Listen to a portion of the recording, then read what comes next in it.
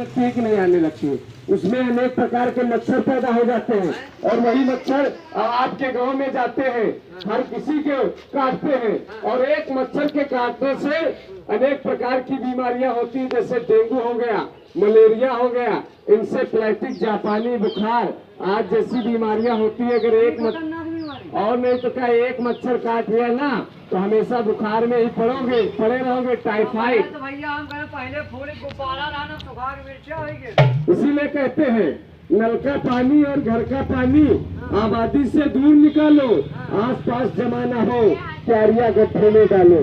अगर आपको कूड़ा कचरा डालना है तो एक पापे का गत्ता भी आपके घर में होगा, ठीक, पापे के गत्ते में भी कूड़ा डाल सकते हो। जब भर जाए तो नगर निगम की गाड़ी आए तो उसको पलट दीजिए।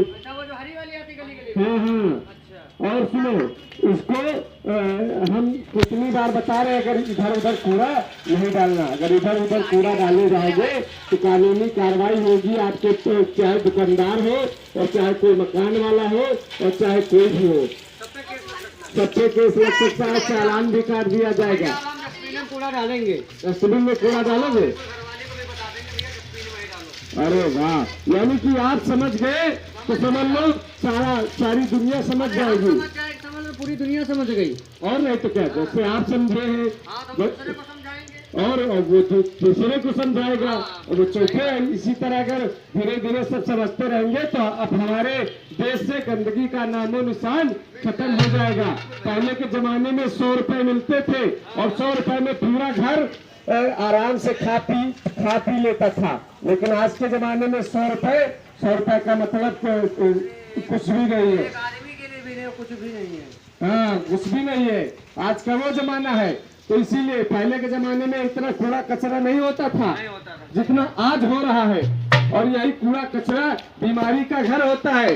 कहते 100 रोगों की एक दवाई साफ सफाई, साफ सफाई। खाने से पहले शौच के बाद साबुन से सब धोए हाथ। कितने बच्चे साबुन से हाथ धोते? हाथ ऊपर खड़ा करें, नीचे कर लीजिए। कितने बच्चे साल में 2 बार नहाते? हाथ ऊपर खड़ा करें। नहीं, वो समझदार है, वो समझ गई। इसीलिए कहते हैं बोलने से पहले 10 बार सोचो, पढ़ने से पहले 10 बार देखो, 10 बार सोचो।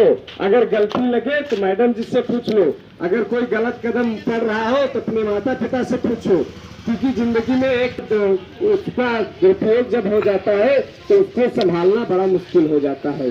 तो यही हमारे कार्यक्रम का संदेश था। बात ये बताओ, एक बात ये बताओ, सुबह से हम खेत में काम कर रहे थे, सुबह से हम अपनी घरवाली से कह के गए थे, हमारी घरवाली पूरा का पूरा मोहल्ला मेरा अपना दरवाजा साफ करवा के हम अपने डस्टबिन में कूड़ा डालते हैं और तुम नाले में डाल देते हो। अरे भैया यही तो बात हम भी कर रहे हैं, सुबह से हम भी सफाई में लगे हैं, तो क्या करें भैया?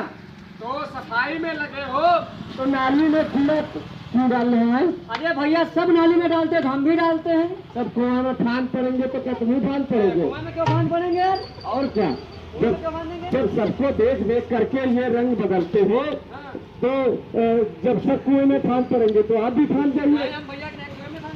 देखो, हम ये नहीं जानते हैं, आपने अगर ऐसा काम किया है, घरवाली क्या ख्याल है, कुएं में नहीं फांदेंगे? अख्याल होगा कोई दूसरे और कोई 2-4 रखता था है, 2-4 लड़का बच्चा, इसीलिए तमीज नहीं है।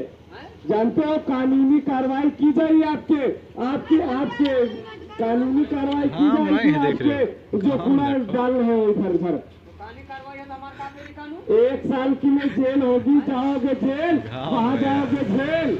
अगर कूड़ा डालना है तो आपको डस्टबिन में रखना चाहिए, डस्टबिन घर में रखो। या तो देखो, अगर आपको गीला कचरा डालना है तो हरे डस्टबिन में डालिए, अगर सूखा कचरा है तो नीले डस्टबिन में डालिए। जैसे दवाइयाँ, प्लास्टिक ये कांच वाच की चीजें, और जैसे इसमें जैसे केले के छिलके, फल वल के, सब्जी के टुकड़े जो होते हैं वो हरे डस्टबिन में डालना चाहिए। और अगर डस्टबिन अपनी फिर हो यार उनको दे दो। डस्टबिन खाना खाते हो, कमाते हो तो हमको दे देते हो क्या? अरे कमाते तो बहुत है, लेकिन सब बीमारी में जा रहा है। तो बीमारी में जाएगा ही। जानते हो, जब नालियों में कूड़ा लगाते हो तो नाली का पानी रुक जाता है, और जब नाली का पानी